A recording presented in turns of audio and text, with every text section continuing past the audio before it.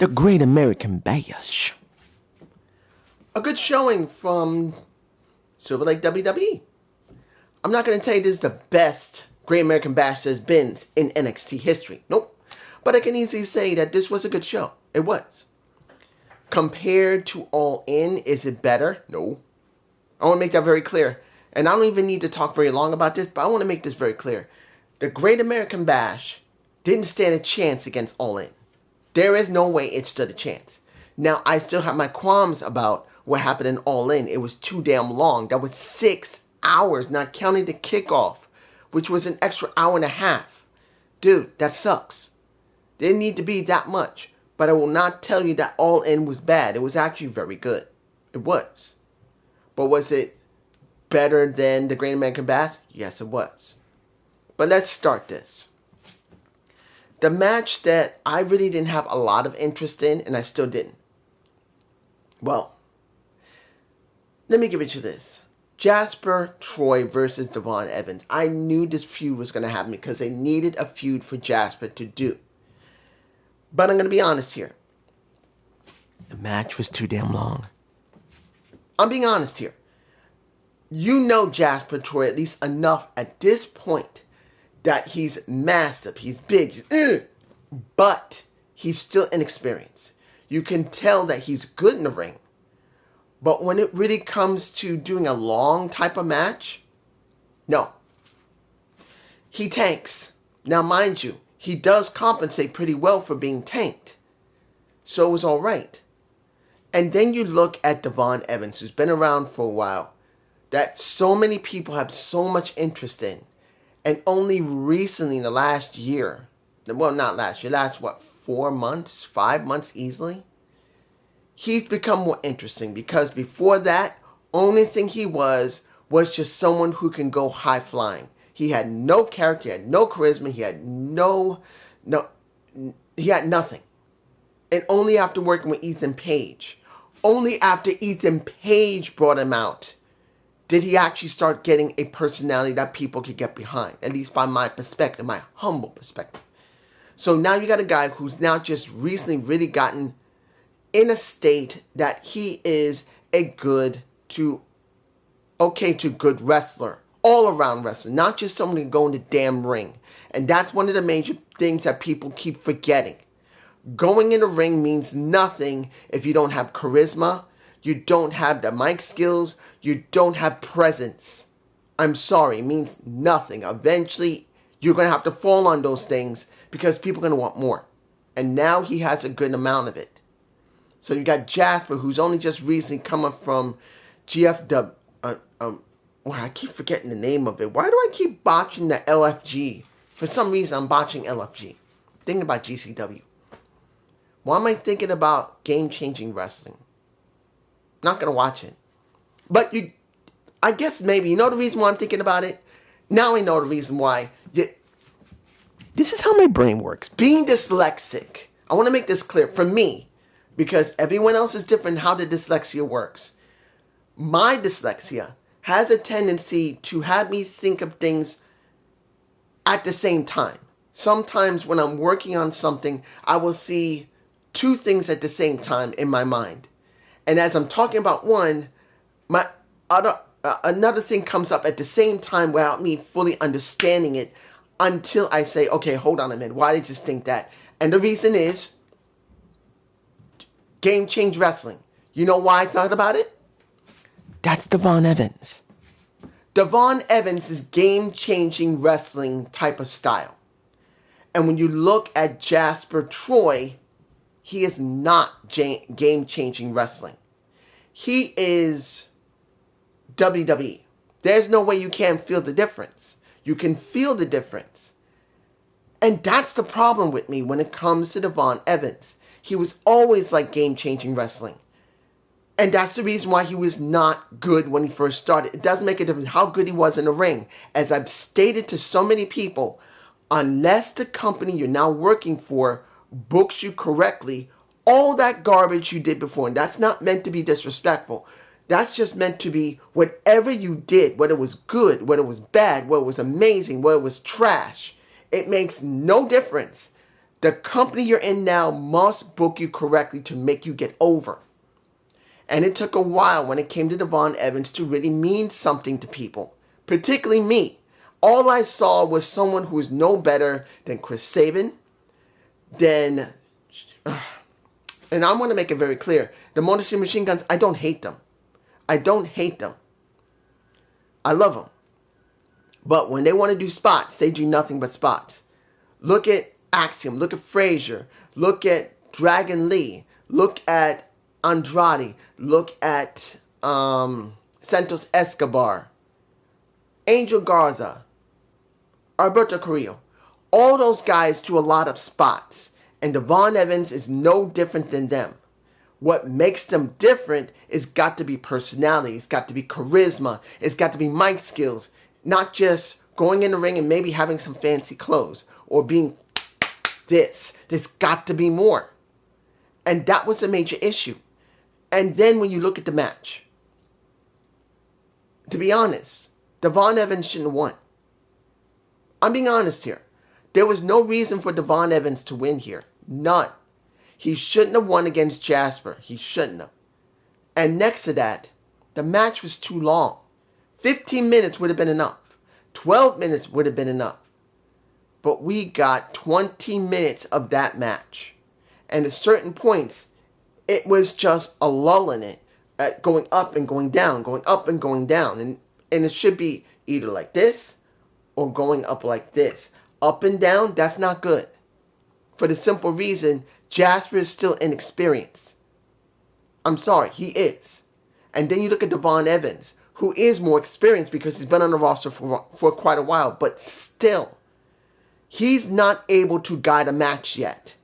He is a high-flying wrestler. He's not a high-flying wrestler who has been seasoned enough to really lead a match against somebody who's not a high-flying wrestler either. I'm sorry. Jasper's not a high-flying wrestler. He's a high-impact, strong-style type of wrestler. And Jasper was not guiding that match. It was Devon Evans guiding the match. Yes, he was going with the ribs were messed up, but I'm sorry, or the abdomen. But he couldn't lead it. And it shows. All he mainly cared about was getting in his spots and just being basically a target. And by the time the match ended, I just didn't buy that he won. I'm sorry, it didn't feel like it was a legitimate win. He shouldn't have won. And then when we move on to the next match, Ricky Starks, my boy Ricky Starks, who is Ricky Saints, versus Ethan Page, a Falls Count Anywhere match for the North American Championship. You see a Jasper Troy in the background when they went out of the arena, and after he gets bumped into by Ricky Saints, Jasper decides to beat the shit out a little bit of a Saints, so it'll give a little more intrigue. Now, I'm sure people are going to say, dude, that's the reason why I did it. They could have done that even if he lost. Even if Jasper Troy didn't lose. They could have done the same damn thing as Jasper is now happy and everything that he won his match, but still, he gets bumped into, and he ain't going to take that, so he's going to beat the shit out of Ricky Saints. That's just how Jasper Troy's personality is so far that we've seen in the few times he's been on TV. It don't make it if he wins or loses. He's just a mean bastard. So they could have still done that. And then we get the match going on where it gets really rough. And it's a good match. Admittedly, when you see the spot where Ricky Saints' back and this is the two chairs and he's not on the side like this, like this is his head right here, this is his torso, he doesn't collapse his back like this. No, he's like this on both chairs. And I got like, oh my gosh, no, that is bad. That can come back. That badly could screw up his back. Because when he got powerbombed on that shit, that was bad. Hopefully he's all right. Because you can easily jack your back. Not about you landing like this every single time. It can hurt. You can get messed up pretty good. But we're talking about this. Where it's straight. Here's his head. Here's his torso. Instead of here's his head, here's his torso. That was That makes me nervous when they do moves like that. It is not safe. But the match was still good. And in the end, Ego didn't lose. Now the question is, where did it go from here after Ego edges him off the stage onto two tables where this is where he actually got hurt, because instead of landing on the first table here and on the second table here that were both lined up like this, his head was here and it landed on the edge of the second table. The first one he landed perfectly fine, but a little far up. No, a little far back. And then his head landed on the edge there. Hopefully he's okay. Hopefully he didn't hurt himself. But it worries me when I see stuff like that, because people can get concussions that way. But that's just me. It was fine. Third match.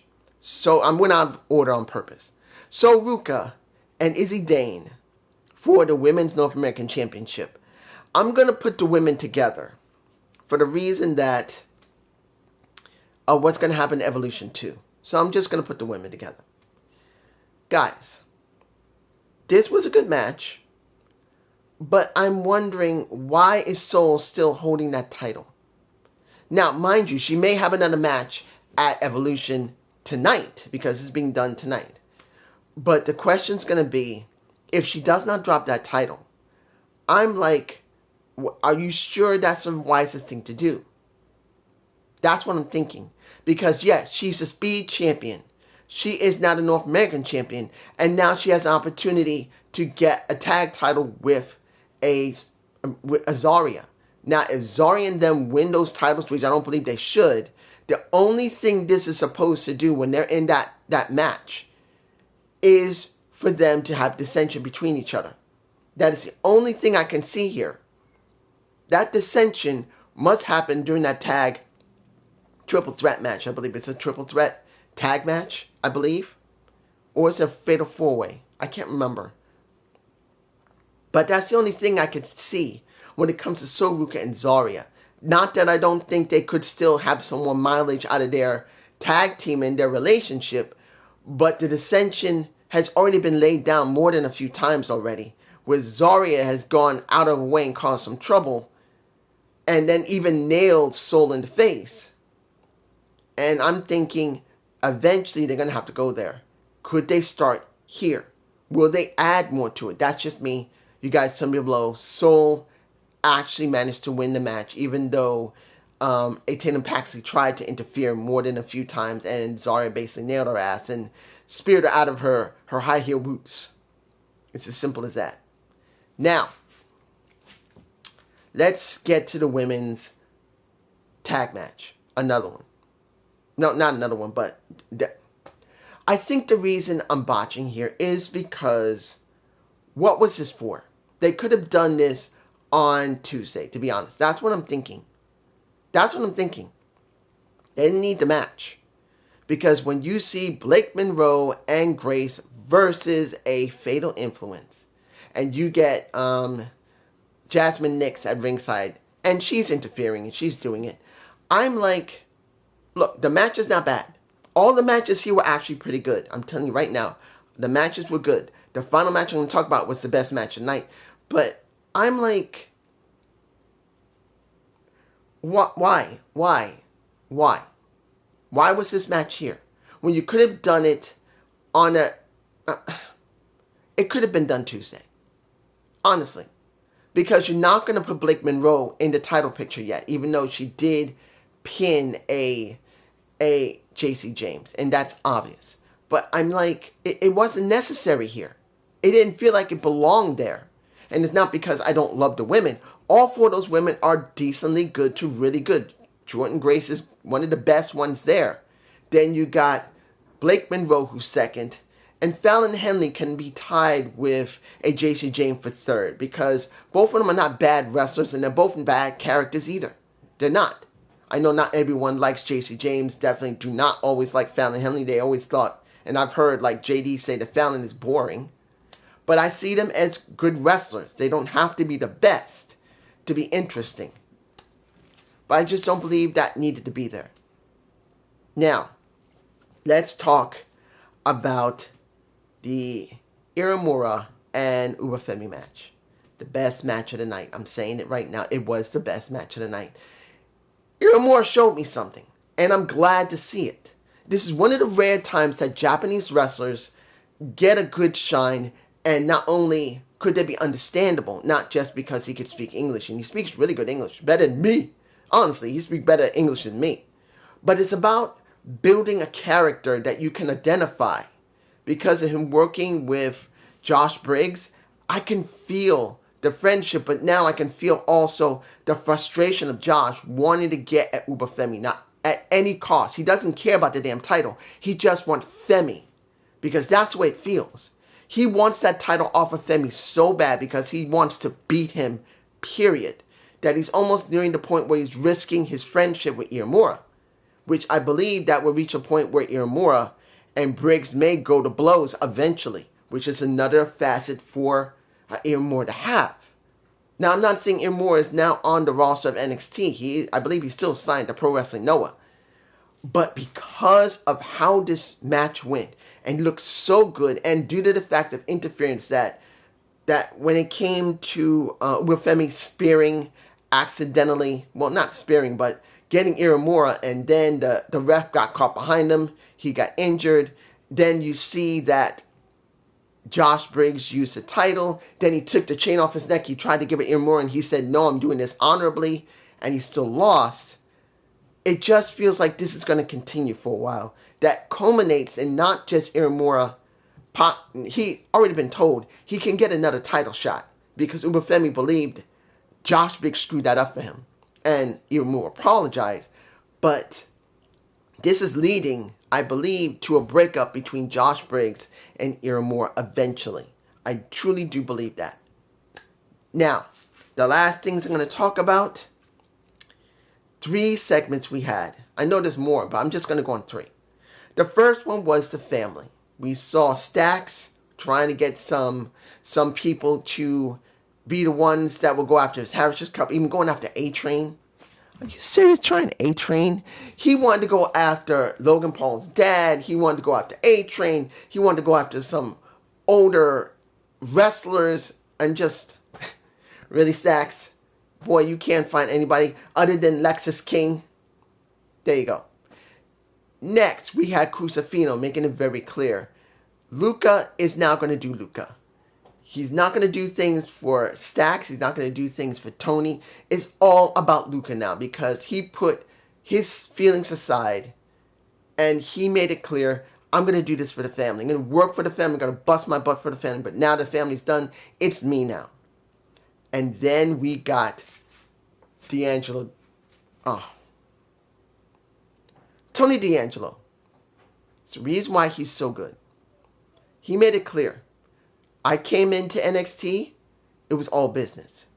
But eventually, getting people to help me do my business made it into a family. I got Rizzo.